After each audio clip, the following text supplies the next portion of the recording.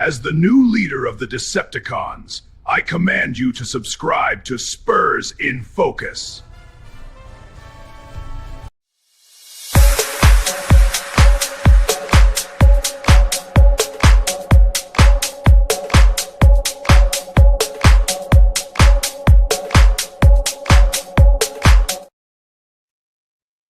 Your San Antonio Spurs picked up a Game 3 win, regained home court advantage. That's right. Yeah, Rudy's clapping. And now they are seemingly in control of the series versus the Minnesota Timberwolves. Welcome to a live episode of Spurs in Focus right here on YouTube, iTunes, Spotify, Pocket Cast, Amazon Podcast, YouTube Music. The list goes on and on. Go subscribe right now. Don't forget about the Substack, Spurs in Focus Substack, completely free. Sign up. You're part of the crew. I am Jeff Garcia, longtime Spurs writer in San Antonio. The man next to me, you know him, you love him, Rudy Campos of the Sports Answer. And we are back with a live reaction from Spurs beating the Wolves. It was a close one for most of the game, so the Spurs took control late in the fourth period, beating Minnesota 115-108. We thank y'all for joining us. And if you have comments, leave them in the comment section. We'll read them later on the show. We got a lot to talk about. What went right for the Spurs? Did anything go wrong for them? Yeah, there was a couple of things that did go wrong. And what was our turning point? Standout stats, players that stood out to us, so much more. Join us in just a few minutes. Rudy, how you feeling after the win? I'm feeling really good considering I called 117 to 110 earlier in the Friday drive with you in the Sports Answer. I called 117, 110. If they could only just score 2 more points each, I would have nailed it right on the coffin, man. Nail on the coffin there. But nonetheless, Jeff, yes, I do have a DeLorean. You did ask me earlier. I knew it. I knew you had a DeLorean. Doc gave you that car there. You hit 88 miles per hour, and he took off into the future for right. Game 3. It was a great win. It was a much needed win. Why? Because historically, the team that wins Game 3 goes on to win the series more often than not. It's like a whopping 90% or 80, high 80s or 90s around there.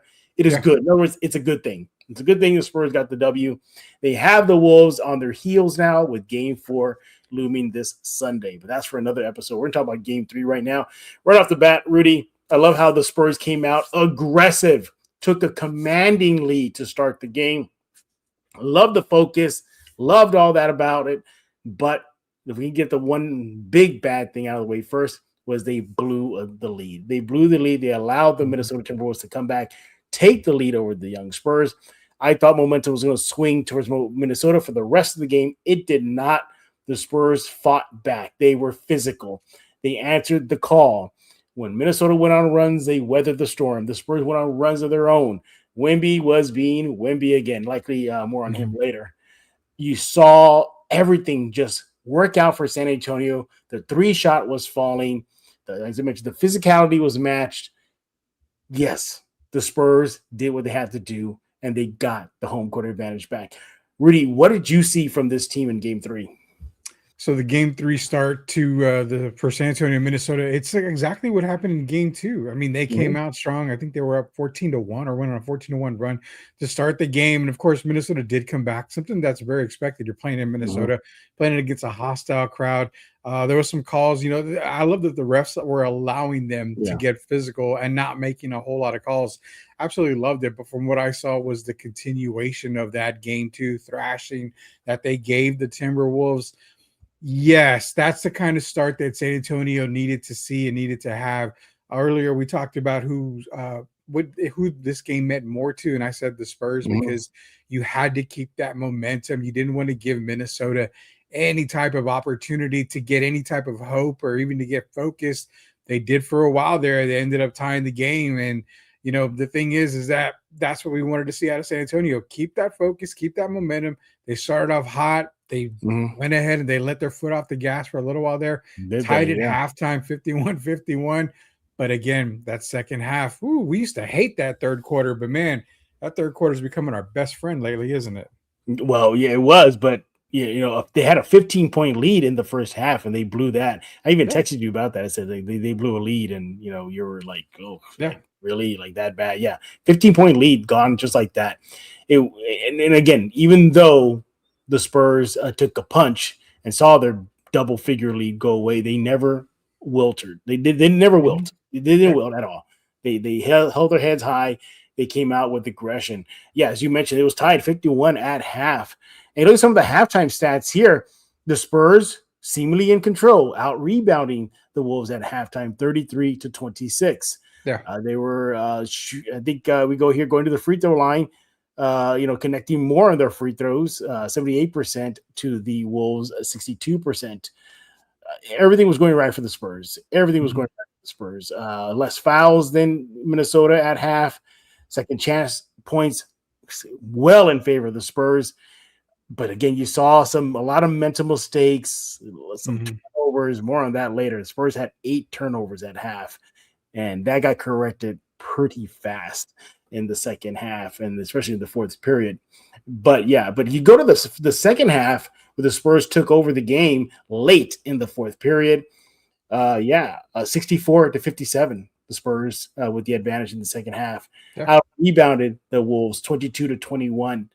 All in all, it was just a great effort. And what I liked about it too was that your star took over. You had Wembanyama be the franchise player, from 3-pointers to the defense, being aggressive in the lane, scoring at the basket, taking the physicality. Mitch Johnson said that he felt that Wemby did a great job handling Minnesota's physicality because they were being physical with him. Even during the game, the commentators said, if you look at Wemby's arms, they're banged up, bruised, and scratched. Minnesota was doing everything they can to try to slow him down, but he fought through that. Second half, in my opinion, was just all Wemby. Wemby really took control and put the team on his shoulders. In the second half alone, 23 points, 6 rebounds, 1 assist. He did that all in 20 minutes. That is amazing. What are your general thoughts so far about Game 3?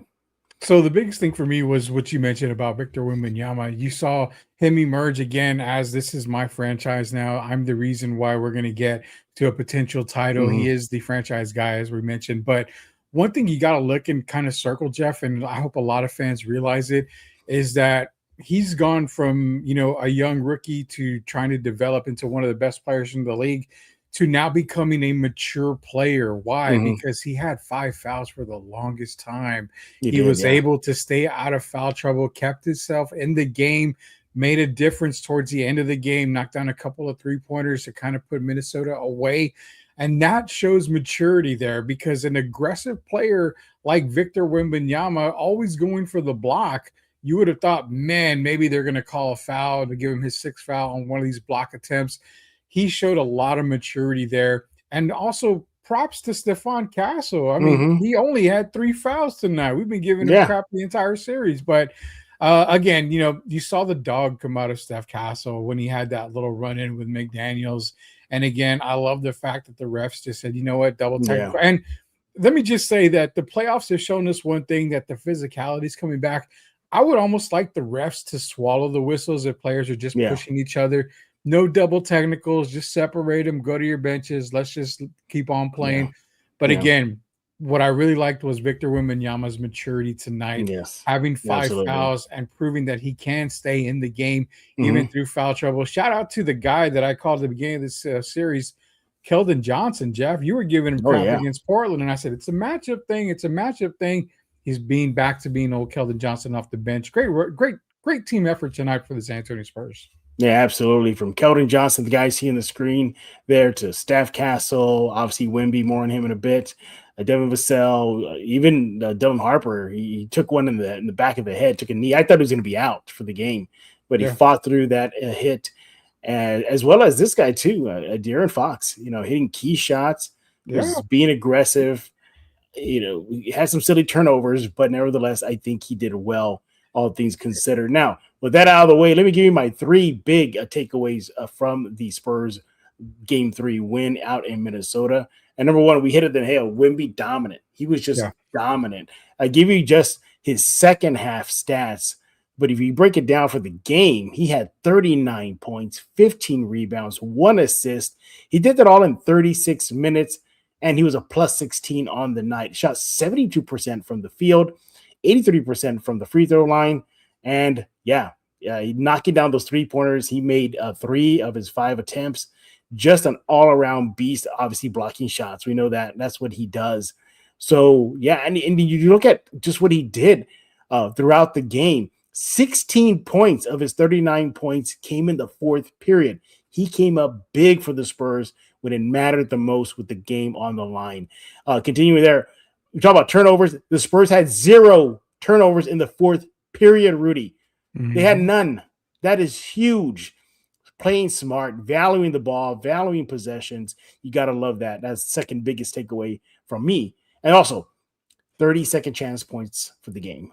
They really took that big advantage that the Minnesota Timberwolves have been having, at least so far through the first 2 games, and they just owned it.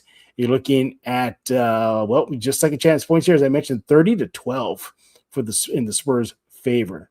Actually, excuse me, let me redo that again. The Spurs had 12 second chance points, excuse me. But nevertheless, I like that they were able to not get blown out in that department. They were able to hold their own.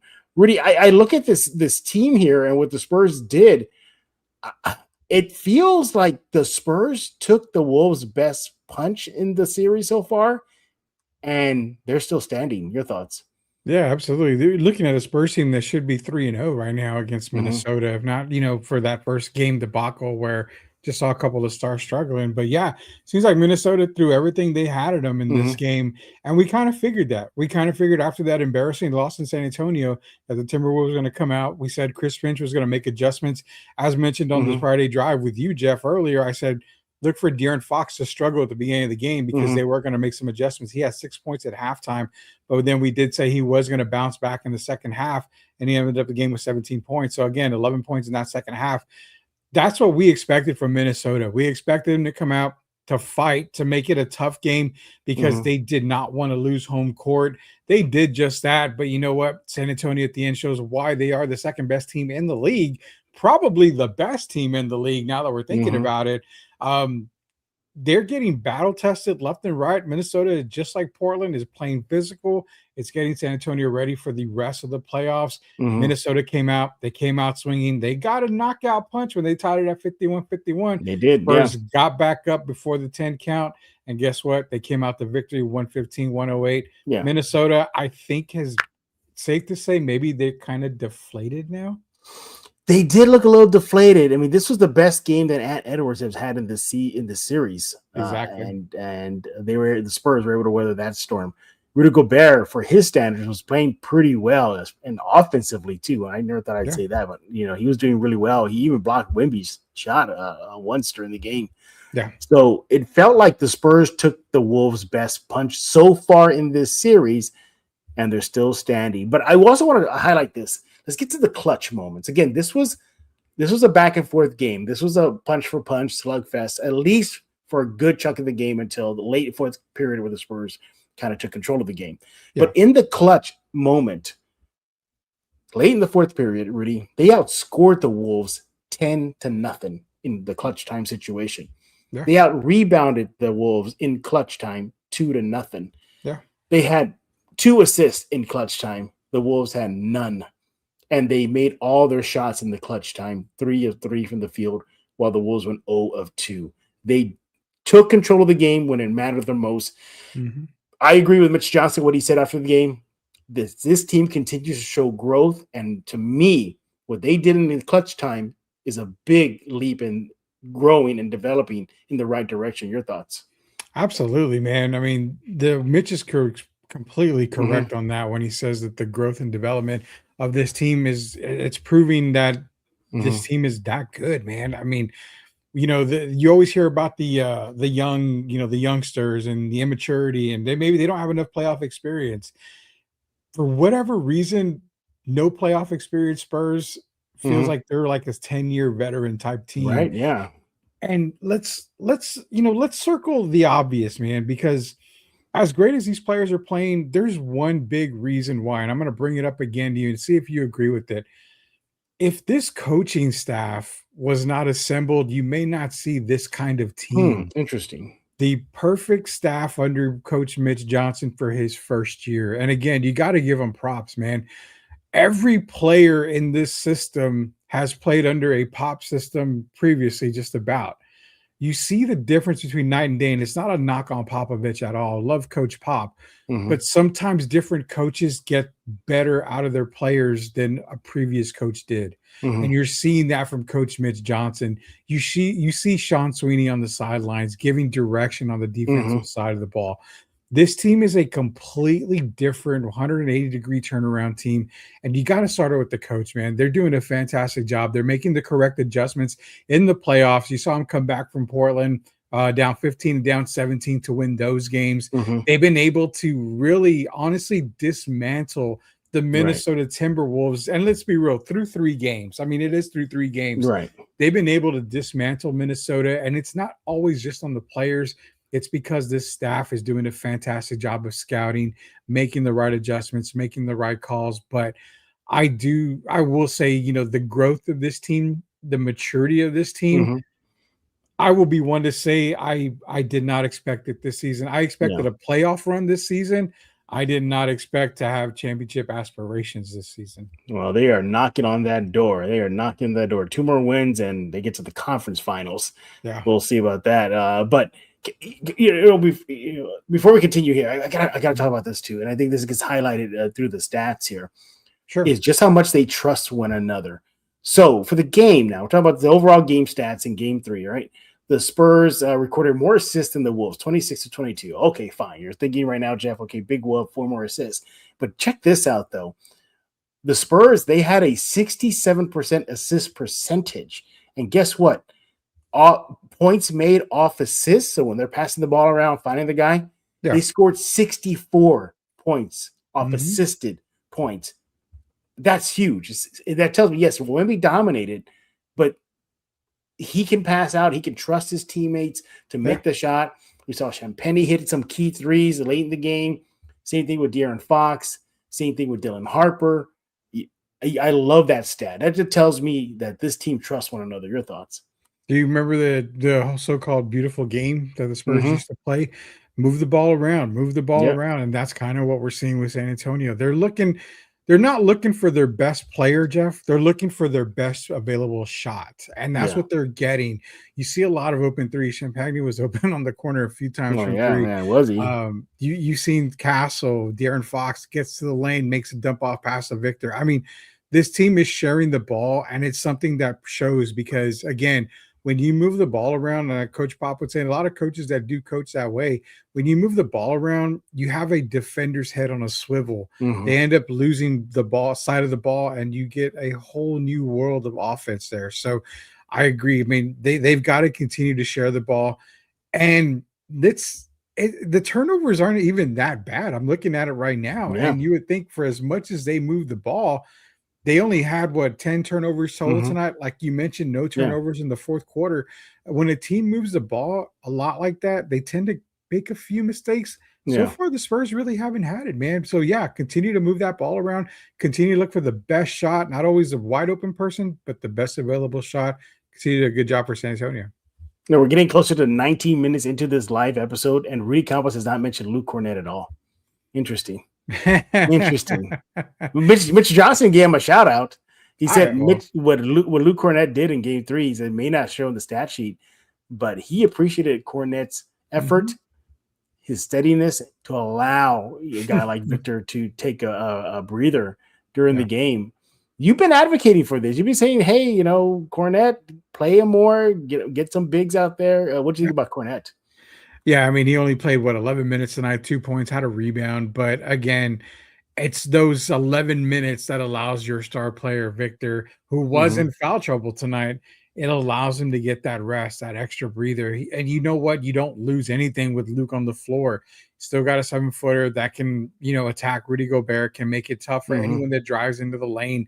So you don't lose anything. And this is the reason why he was one of the biggest, if not the biggest, free agent signing in the summer for San Antonio.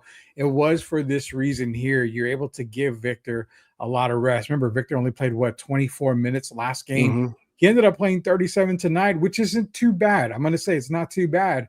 But again, Cornett, huge signing, man. He makes a huge difference.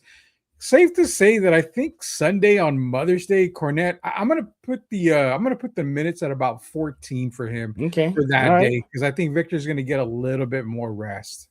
Before we get to our standout player and turning point, et cetera, and of Sure. course, you guys, we haven't forgot about you guys. Your comments will be read later on in this episode. Steph Castle, you mentioned the big thing about him. He didn't get into foul trouble, well below his averages as far as fouls are concerned. He averages 5. So for the game, he had 3. But we talked about this too earlier today, or I guess yesterday. By the time we're listening to this, we're watching this show. Yeah. Should he tone down his aggressiveness? And he didn't. He mentioned he got in a little bit of a pushing and shoving match with McDaniels there. Was still being that relentless driver. I'm glad he did not tone down what makes him good, what makes him great, is getting to that paint. But what I want to highlight is this. So Castle, yes, he scored. Good job, Castle. But we're talking about assists. He facilitates. So he had 12 assists versus the Wolves in Game 3. But check this out. Of those 12 assists that he passed to, that generated 29 points for the Spurs. Rudy, your thoughts? Yeah, I mean, all season long, Stephon Castle's probably been one of the best assist guys on San Antonio, along with De'Aaron Fox. But it kind of shows the dynamic that Stephon brings to the game because you look at him and you feel maybe he's Victor's second-hand man. He can get 20, 25 points a game if he really wanted to. But he's also a facilitator, which is so deadly because now you've got a Fox Castle, a Harper Castle backcourt. All 3 guys can make that extra pass, can make the correct pass.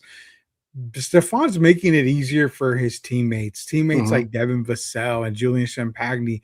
Once he gets rolling, scores a few points, they've got to keep their eye on Stephon Castle at all times. So what does that do? When he gets the ball, someone's going to be open, and that's what he's doing. He's finding the right guy.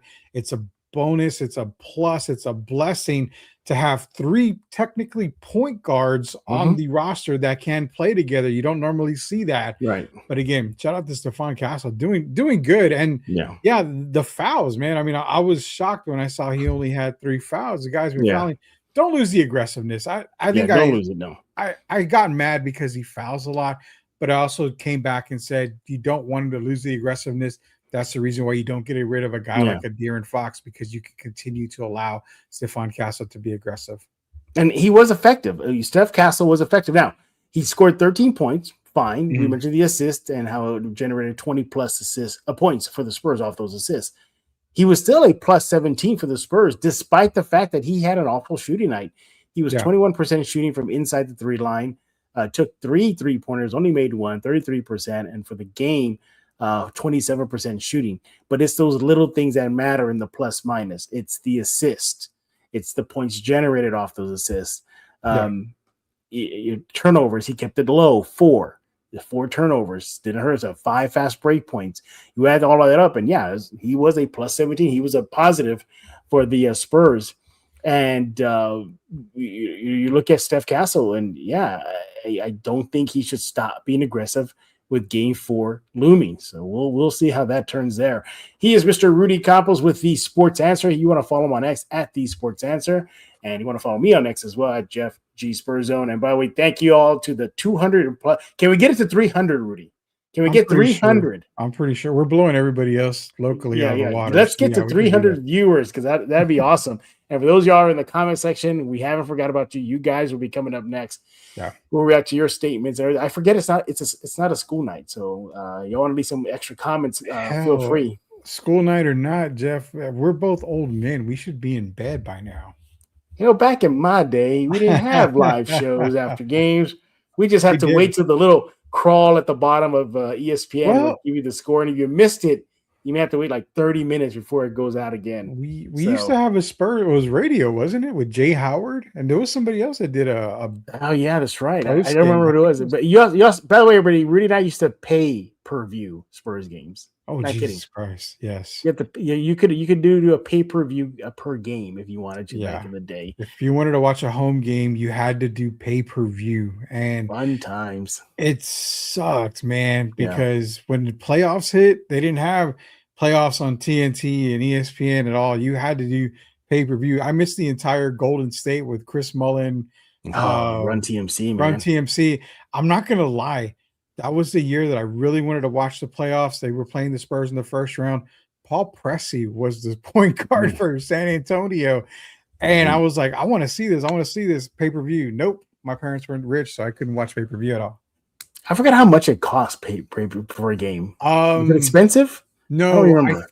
So I want to say, I don't know why it's either $14.95 or $24.95.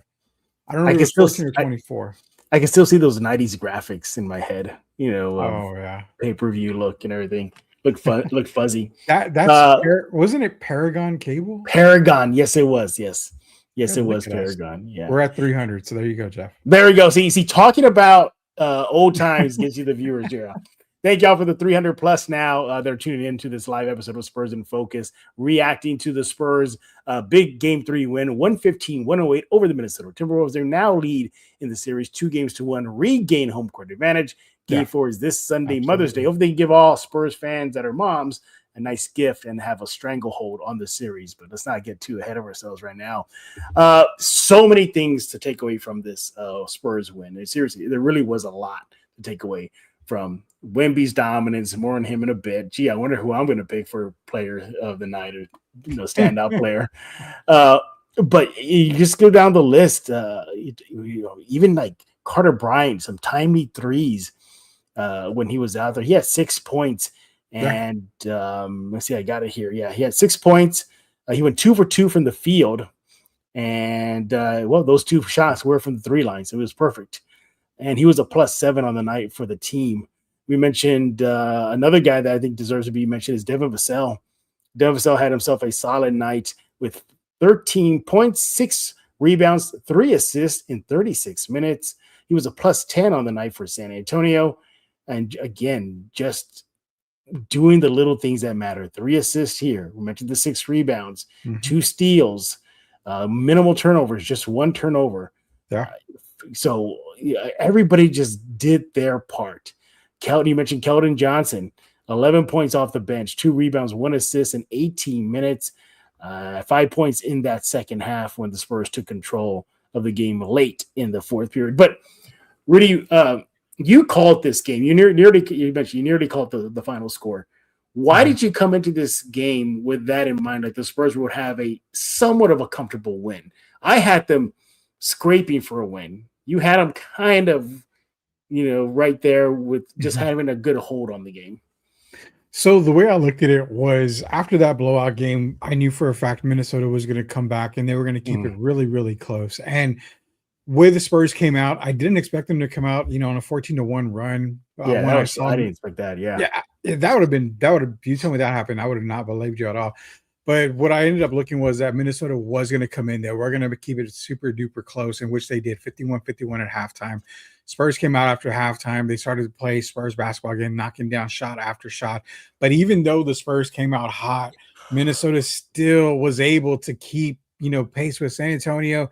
They closed it to within, I believe it was 1 point at one point opportunity there. So I relatively knew that the Spurs were going to come out on top towards the end of the game because of the way they've been playing every single playoff game. Even in those losses, they've been playing to the very end, to the very last buzzer. They're taking better shots. They're taking great shots. The opportunities for them are always there. They are playing smart basketball. And that's the reason why I said it was going to be somewhat of a comfortable win. When you saw Minnesota coming back, Jeff, I really wasn't too worried about it because you could see the body language. Minnesota, not necessarily panicking, but knowing they needed this game, taking a missing shot after shot, taking shots that were kind of like questionable. What does San Antonio do? They get the rebound. They come back down. They run their set play. They get set. They get ready to go, knocking down 3-pointers, getting to the basket, drawing fouls. The body language is what tells you about everything. Body language going into game 4. Like I said, seems like Minnesota may be a little bit deflated. So that's how I knew that it was going to be a comfortable win for the Spurs, just by the body language, man. I mean, after a blowout like that, they were going to come out huffing and puffing at halftime. I fully expected the Spurs to take over the second half, and that's what happened. What do you think about Harper being part of that closing lineup? He was a closer. He technically was a closer for this Spurs team. It wasn't Champagne. It was the rookie Harper. Well, I mean, when you can have 5 on the court, you obviously want to have one of your top 4 guys, which Harper definitely is one of their top 4 guys. I have no problem at all with Dylan Harper being there. Why? Because the coaching staff, his teammates, they trust him.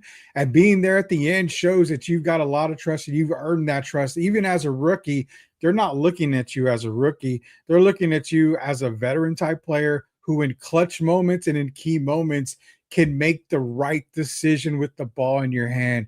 Dylan Harper came into the NBA as probably the best and the top-rated draft prospect I know on my board. Reason being, man, he's a very smart basketball player, very high IQ, knows what to do with the basketball, is very careful. That's why he was out there in the fourth quarter. Yeah, exactly. And you look at the Spurs' best lineup as far as the plus-minus is concerned. In that final frame, it was Wembanyama, Vassell, Castle, and then there it is. There's Harper. He's there. That unit was a +5 when they were out there. But it's interesting. It's not Barnes. It's not a guy like a veteran that'll do the smart thing. No, it's that guy you see on your screen. He's part of that crew there. All right. I see the comments coming in. We're gonna get to it, but it's time to break down this game a little bit with a little more finer comb here. And let's start off. I always have this game with Rudy. Right? He knows what the categories are, but he doesn't know what order I'm going to go in.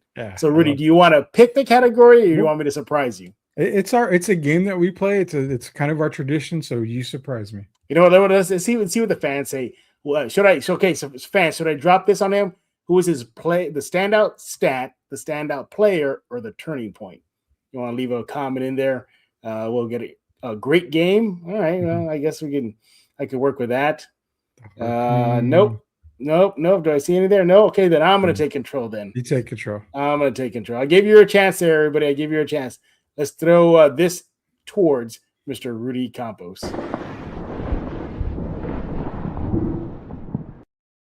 You had to add an S at the end of players, and I'm glad you did because I got a couple here. Number one, I got to give credit to my standout player. Is going to be Stephon Castle. Reason being, he had a double-double tonight, 13 points, 12 assists, added 4 rebounds. Did have 4 turnovers, but I'm going to forgive him, obviously, because he had only 3 fouls in the game. He continued to be aggressive. The refs allowed both teams tonight to play physical.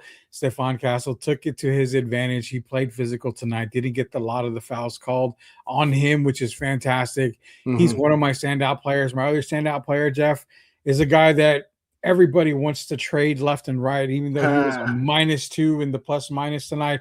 If they hadn't have wanted, you guaranteed he would have been on the trading block by tomorrow morning. That is the Sandman himself, De'Aaron Fox. Why is he the Sandman? Because he comes in at the end of the games and he puts these teams to bed. That's exactly what he did against the Portland Trailblazers. He does that against Minnesota from time to time. De'Aaron Fox tonight, 17 points, 5 assists, 3 rebounds. He had a steal. Only 2 turnovers, again, short on the turnovers. I love it right there. He was a -2 of all things, but he stuffed this whole stat sheet. He did. But again, De'Aaron Fox is another standout player for me. The backcourt, Fox, Castle. I mean, you can't get any more better standout players than that. I know you got one, obviously. I gave you the easy one. You always give me the hard one. Well, it's not that it's easy. It's just this one's like so obvious. You can't help it.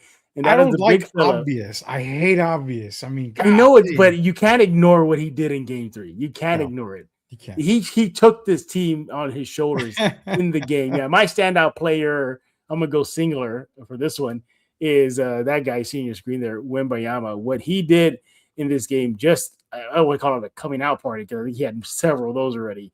But 39 points, 15 rebounds, 1 assist, and what makes it just fascinating, and he did all that in 36 minutes. And he was a +16 for the Spurs, second highest plus minus behind Steph Castle. But it's just what just does it for me is the fourth period. He just took control of that game. 16 points, 6 rebounds, 1 assist, and he did that in 10 minutes, 10 freaking minutes. In the clutch time, he was clutch. He was a leading clutch scorer with 5 points. 1 rebound, 1 assist in 2 minutes, a +10 in the clutch time situation. They needed him because the game was still close. Minnesota was still within striking distance. and it wasn't for that guy you see on your screen, maybe we're looking at a different ending of game 3. He is my standout player, Mr. Victor Wembanyama. Look, I couldn't help it. You can't ignore what he did. You can't ignore it. You can't. That one. I think fans would bash us if we didn't say, "Whoa, why y'all ignore about Wemby? See what Wemby did." I think the fans respect the fact that we can pick other players outside of the obvious ones and make cases for them. And I think that it shows right here with the comment. Great Spurs content. Get those likes up. Appreciate Silverwolf Ventures, thank man. you, Silverwolf. Yeah. I mean, that's the thing is that Victor's going to Victor. And, we talked about it yesterday on the Friday drive when I said Victor's going to have a monster game. It's De'Aaron Fox is going to struggle at the beginning. Fair enough. Victor came out monster game. Do we see it on Mother's Day? There's no way to stop him. And that's the scary part is that Minnesota has a DPOY, a Defensive Player of the Year, in Rudy Gobert. And you saw the way he defended the best player. And as I'm saying it, the best player in the league in Nikola Jokic. He makes it so difficult. But now we're starting to see a new player emerge like Victor Wembanyama. Gobert hasn't really figured it out on how to stop him. And yet they're from the same country. They play Olympic basketball together. You would think he'd have some kind of idea on how to guard Wemby. No, he's getting to the point, Jeff, and I know you always gave me crap about it when I said he's not generational. I've said, you know what? My entire head has been peeking out of the bushes. I was looking at it more. He's getting to be that generational talent very, very quickly. But the thing is that we've never seen a player like this ideally before. We've seen 7-footers knock down threes. We've seen Kevin Durant get hot. We've seen him go between the legs. But yet we've never seen a 7'4" guy do what he does, and it's on both sides of the court. That's it. That's the coup de grace right there. He does it on both sides of the court. Durant does it on one side. Will Chamberlain was dominant, but he didn't have a jump shot. So, I mean, you're getting every single dominant player you've seen in the past 100 years of basketball in just one player. Yeah, you are. You really are. There's a reason why that he's called the alien, and y'all saw it versus the Timberwolves in game 2. All right, the next category we got.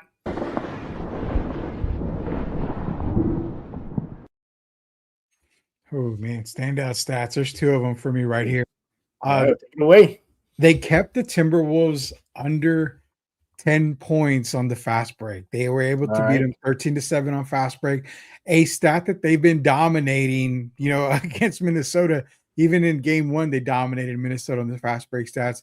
Minnesota has yet to score double digits on fast break points. Ooh, good point. Amazes me because you've got a player like Anthony Edwards, Jaden Daniels. These guys like to run. They are not able to run on San Antonio. So that's one of my stats. The other standout stat was, again, the points in the paint. Not just Victor. It's the attacking by Dylan Harper, De'Aaron Fox, Stephon Castle. All of these players, yes, they are shooting the 3 ball, but yet they are still getting to the paint and making it tough for Minnesota, especially again tonight when Minnesota was able to score a basket. They get back down the court to get a layup or an and one or something in the paint. 2 major categories that the Spurs keep winning. They keep doing that. It's going to be night for Minnesota in 5. Ooh, 5. Yeah, I mean, that'd be great because it looks like the Thunder are taking care of business versus the Lakers. Seriously, Lakers are going to win game 3. I'm already calling that. I can already Rudy, see that. man. You need a heat check with these predictions. That could be your heat check. Well, yeah. I mean, if anybody wants to have me on Laker radio, I can do that too. Do you think the series changes completely if Luka was playing? The Lakers would guarantee to get 1 game for sure. I think maybe 2 with Luka. All right. Well, y'all here for Spurs talk, not Laker talk. All right. Yeah, no. Hey, so Rudy, great stats, good picks. For me, I think I'm gonna go with this number. I got it right here. Let me get it for you guys here. 38.8. So what is that? Free throw rate. The Spurs had a better free throw rate than the Minnesota Timberwolves at 21.2. The aggressiveness was there. They were getting to the line. They were getting Minnesota in foul trouble. They were breaking down their defense. Last I checked, Rudy, I thought that's what Minnesota was known for. One of the best defensive teams in the league. Well, this free throw rate shows me otherwise, that they were getting the calls in their favor throughout the game. 38.8% for the Spurs free throw rate. I love that. They got to keep up that aggressiveness, that physicality, make the refs make the calls. Castle, don't even hit your pinky toe on the brakes. Just keep on doing what you're doing. Victor too, you saw him being aggressive going to the rim. All in all, yeah, I thought that was a good stat for me. I love that rate. Free throw rate, yeah, just was way up there.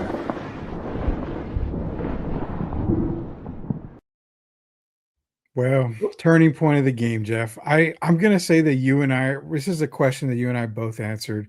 We're going to have the exact same answer. I don't think you're going to be able to come up with something else. Turning point was coming out of halftime, them knocking down those 3-pointers, coming out on fire. No starter had a 3-point made in the first half. What happens? They come out in the second half, and every starter knocks down a 3-point shot. So that is a definite turning point of the game. Tied 51-51 going into the locker room. Minnesota feeling good because they hit buzzer beaters in the first 2 quarters. Hey, came back in the third quarter. They thought, okay, we can contend. No. They ended up pretending and not contending when it came to the third quarter.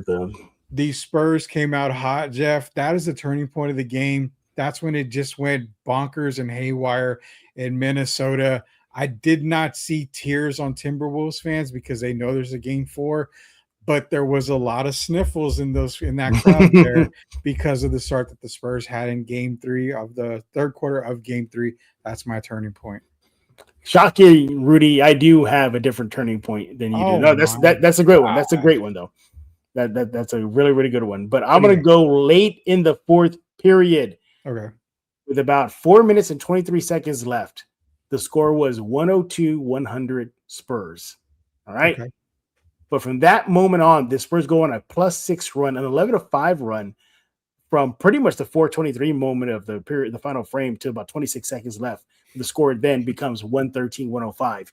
In that run, that's where the Spurs took control. Wemby, 7 points. The Wolves go 2 for 7 from the field and only go 1 for 5 from the 3-point line. To me, that was a turning point.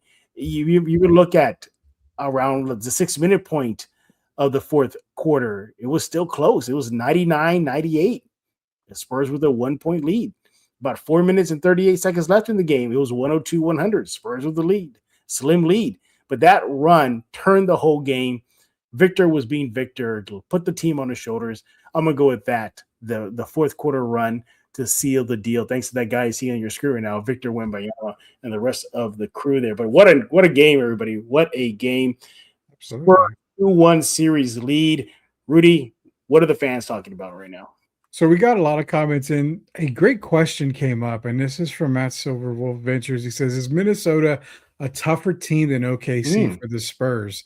That is an absolute good question. Brilliant question. Now, let me rewind the clock here a little bit and said that, before the playoffs started this year, I said your NBA champion was going to come in that part of the bracket, which was Minnesota, Denver, San Antonio, Portland, not so much. But those 3 teams, your NBA champion was going to come out of. You saw the way the Spurs played OKC in the regular season. It wasn't false. It wasn't a false narrative. It wasn't something that was like, it's just regular season. No, they put the beating on OKC, even during a close game. They still were managed to able to control OKC. If SGA was getting his, nobody else were getting theirs. The Spurs know how to tame Oklahoma City, and that is why I'm saying easily Minnesota is the toughest team. The Spurs have the toughest path to the NBA Finals coming out of the Western Conference. You see what OKC is doing. OKC, they're playing against teams that aren't really technically playoff teams. Let's be real. OKC, no. San Antonio, yes. Minnesota, San Antonio, that is preparing them for the next round. Should they get there against OKC? Yeah, I think Minnesota's the tougher team. That is a great question. And something I'm going to let you know now, Silver. I'm probably going to use it for an upcoming episode of Spurs in Focus. Should the Spurs survive this series? Yeah, that's a fantastic question. I'm going to have to say, because they present OKC is not as physical as Minnesota can be. The only thing, I don't know. Do you want to add the refs in as well on the Oklahoma City side, because that could be a huge part there. That could be a tough Oklahoma City if the whistles go their way all the freaking time. But yeah. but We'll outside see. of that stupid thing, no, I think the Spurs. It feels like the Spurs were almost built for the OKC Thunder. I mean, to just take them on, and we saw in the regular season, even in the one loss, it was just one loss. They went on 5 times and they beat them 4. That's your defending NBA champs there. But good question. All right, what else is everybody talking about? We've also got Oberyn in here. He did mention that it was a great game. Yes, it was. Everyone back in here. He plays defense. He plays defense very well. Can score as well as Castle times. I'm not sure who he was talking about there. Yeah. Also says "Go Spurs, go." Good. Your buddy. I don't know how to say that. I'm not going to say that right now. It's Quapt. Oh, Quapt. If you're still here again, it's Kobe wears a pink. The T is what I don't remember. Trousers. I don't remember. Maybe go ahead. I don't know. Or maybe a pink t-shirt. Yeah. Tony Brothers, basically talking about Tony Brothers. He really did let them play tonight. He did. By the way, was Brothers and Finch going to throw? I was hoping so. So good thing you brought that up. When they called timeout, a Timberwolves player put his hand on Tony Brothers and pushed him back.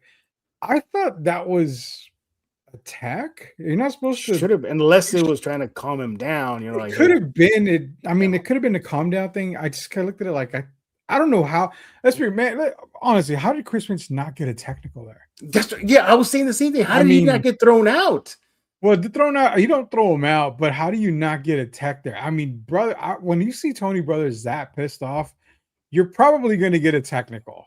And I don't know how he did it. Imagine what he must have told Brothers to get him that or fired up.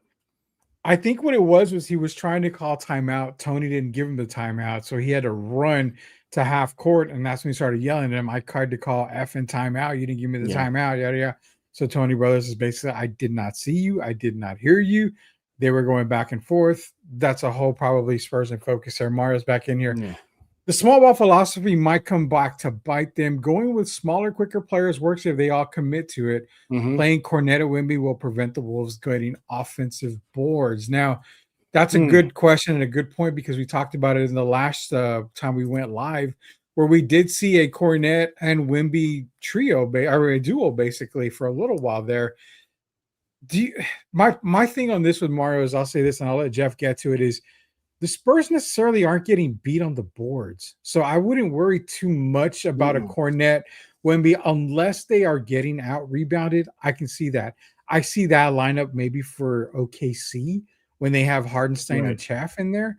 But against Minnesota, they're not necessarily losing on the board. So I don't know if I'd go with that lineup. But again, the smaller lineup, it's starting to work, especially with Carter Bryant healthy and back in. So, Jeff, what do you think on that comment there? Well, we saw it work. The small ball work in the Portland series. Remember, Splitter came out after a game, after their win, saying, well, yeah, they don't have Wemby, at least for that one game. We're just going to go big, and they go small. We can outscore them. He literally said that. And guess what? Small ball won out. So I think there's something there. The small ball is working right now. I don't playing Cornette and Wemby will prevent the Wolves getting an offensive boards. No, I don't think. I agree with you, Rudy. They haven't rebounding has not been an issue so far in this game. I think it's kind of even for the most part. But no. I think. Hey, don't fix what's not broken. If the small ball's working, then go for it. Yeah, I mean, in this game alone, they did get on the offensive rebounds. The Spurs had 8. Minnesota had 15. Not big enough of a difference, I think, to make that kind of change. When it comes to total rebounds, Spurs had 48, Minnesota had 54. Again, not too concerning. Champagny had 12 rebounds in the game. Yeah, I mean, you're getting rebounds from even your guards. So I like the idea. I think we may see it maybe pretty soon here, if not in this series, probably definitely in the OKC series. We may see that. Appreciate that comment, Mario. Silverwood says Spurs played ball in their second half. Ball they did, and he also said that Minnesota's defense is Minnesota's definitely feeling it after this one. They definitely are. Bunch more comments coming in, Jeff.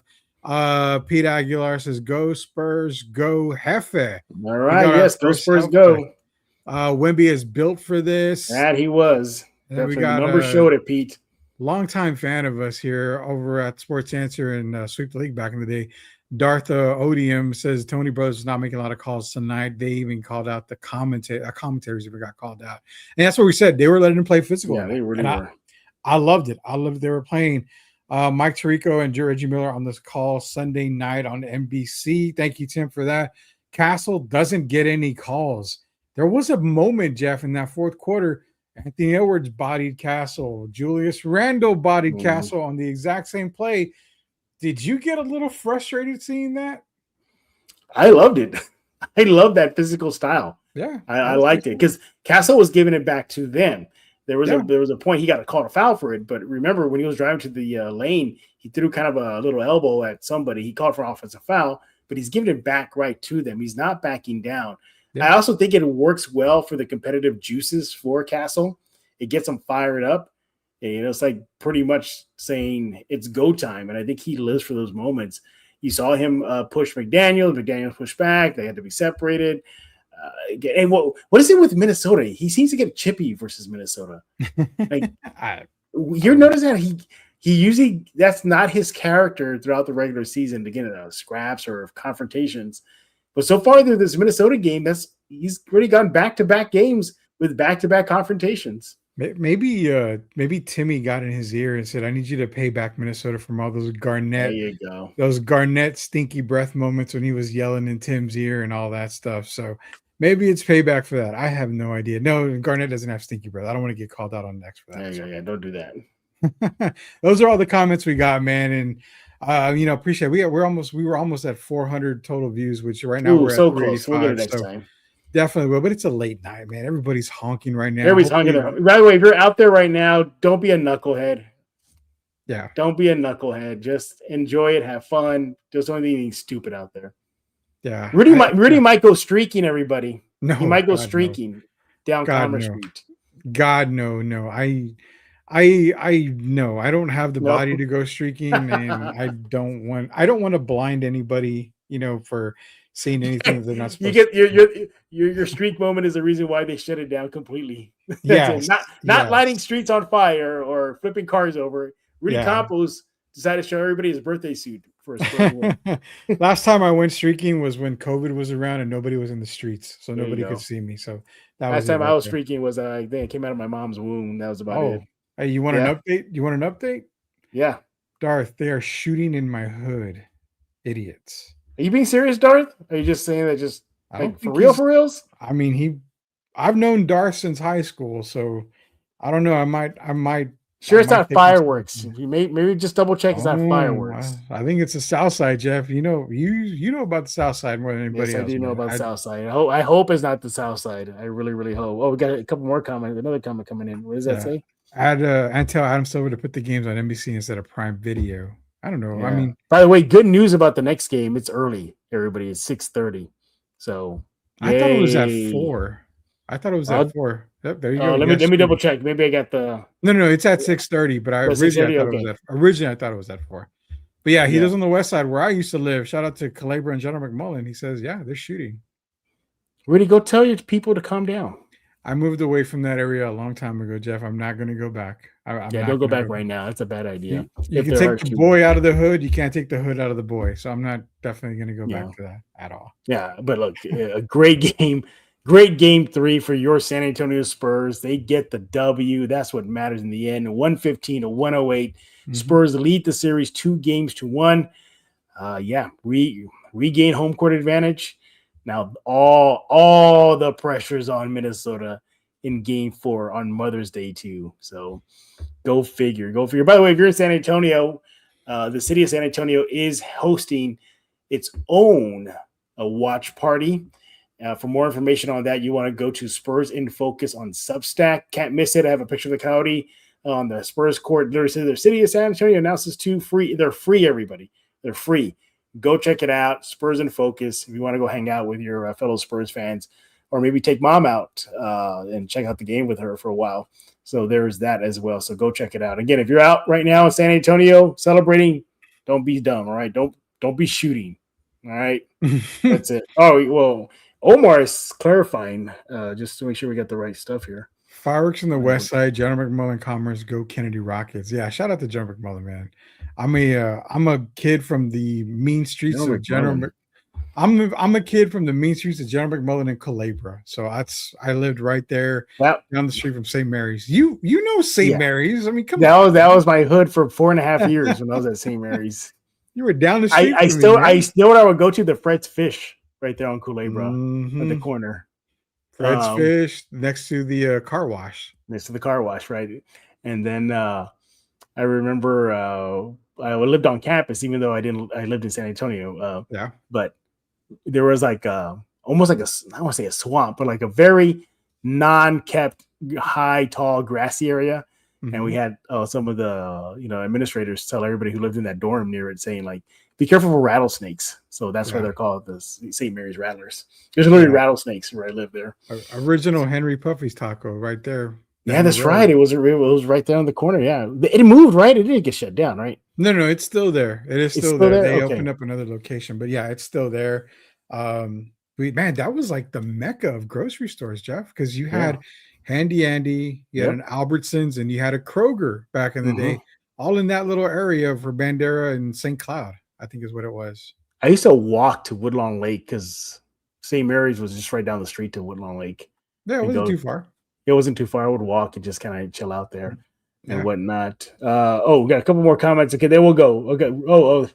Somebody's reacted to shirtless Rudy. Rudy will run shirtless when Duke wins the national championship. Tim Gonzalez is a big Duke fan, and Tim knows I hate Duke so much. The reason to bring that up. I think the Wolves and OKC are both the same physicality. The difference is the refs let them play defense while they don't let their opponents do the same and make the team adjust to their D. And he does mention OKC is trash all around. So, yeah, a lot of comments. Yeah, good show, everybody. Good show. I'm purposely delaying because I want to see that number hit to 400, Rudy. I'm sorry. I just want to see hit for it. Henry Robitaille, look at it, Woodlawn and Bandera. Yes, it was. Still there, the original. The original. Okay, there you go, 400. I think. Okay, there we go. I'm now I can drop the mic now. Okay, we appreciate y'all, all 400 of y'all tuning in right now as we close this live episode of Spurs in Focus. Again, go subscribe right now. That can be on YouTube, YouTube Music, Amazon Podcasts, iTunes, Spotify. The list goes on and on. Substack, Spurs in Focus Substack is completely free. Go check it out right now. Become a subscriber. Be a part of the crew. That guy on your screen, he is Mr. Rudy Campos. Not going to go streaking. Sorry, ladies of San Antonio. But Rudy, what's going on with the answer? Sports Answer, man. Our main show is now the Friday Drive. Every single Friday, myself, Derek Irvin, you'll catch Jeff on there from time to time. We've also got other content coming out as well. NBA playoff talk. We're going to do some shorts for you guys out there. We'll have a couple of Box Score Studio and Sports Answer collaborations coming out very, very soon. And again, you can go to Answer Now TV, hit that subscribe button, where not only you will find Sports Answer and the Friday Drive, you also catch Spurs in Focus as well. So we got a lot going on, man. It's playoff time. And I have to admit, WNBA season just tipped off, I think, tonight. Right. So there's going to be more WNBA talk. There's going to be some NFL talk coming up because camps are opening up. So a lot of stuff. Hey, I don't know if you want to talk about this next time, but lottery is this weekend. This Sunday is right. The lottery. So there's a lot of interesting scenarios there. So keep an eye on the lottery, man. Yeah, don't forget, we'll probably do some SA Toros talk, but it'll probably be on Rudy's side of the field here. The pro team in San Antonio, the new pro team, just revised, is kicking off their season in just now 16 more days. Yeah. So, apparently there's a party at Rudy's tonight, so everybody go to Rudy's house. Leave the guns at home, please. Yeah, leave the guns at home. All right. Well, that puts a wrap on this episode or live episode of Spurs in Focus. Again, subscribe. What are you waiting for? Go to YouTube, hit subscribe. Spurs in Focus Substack, go hit subscribe. Podcast, you can go to Apple, iTunes, Spotify. You know where to go. Go subscribe right now. Maybe we'll be back on Sunday, depending on the schedule. It is Mother's Day. But after the game is over, there's a chance that myself and Rudy might be live. If not, we'll have an episode for you ready to go on Monday to recap Game 4. Hopefully it's a 3-1 lead at that time, but we shall see. Crossing fingers. Before we let y'all go, happy Mother's Day to everybody. Make sure to go say hi to your mom. Don't forget to run her on Sunday. Yeah, even if it's a quick hello, call, spend some time with her. So again, happy Mother's Day to all the moms that could be listening. and watching this episode of Spurs in Focus. So for Mr. Rudy will not go streaking Campos, my name is Jeff Garcia, and now you're in focus with Spurs in Focus.